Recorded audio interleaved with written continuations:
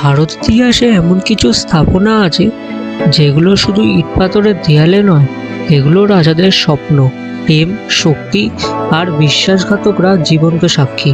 ঠিক তেমনই এক গল্পের নাম আগ্রা ফোর্ট।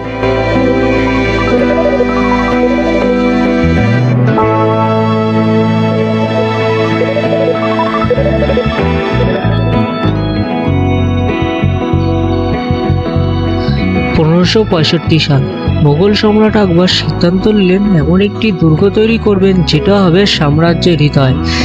লাল বেলে পাথরের বিশাল দেয়ালে ঘেরা এই দুর্গ বানাতে লাগলো প্রায় 8 বছর।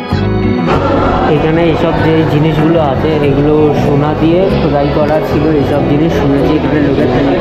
আর এগুলো নাকি ইংরেজরা খুলে নিয়ে চলে গেছিল।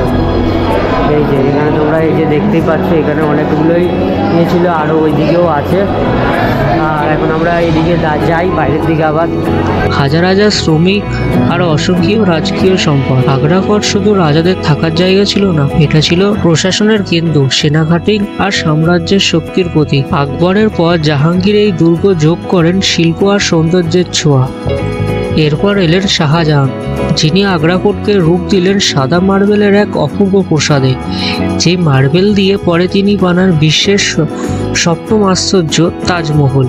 দুর্গের ভেতরে একের পর এক রাজপ্রাসাদ, জাহাঙ্গীর মহল, দেওয়ান আম ও দেওয়ান খায়েস, আর সবচেয়ে সুন্দর উসমান বুর্জ, যেখান থেকে পরিষ্কার দেখা যায় তাজমহল।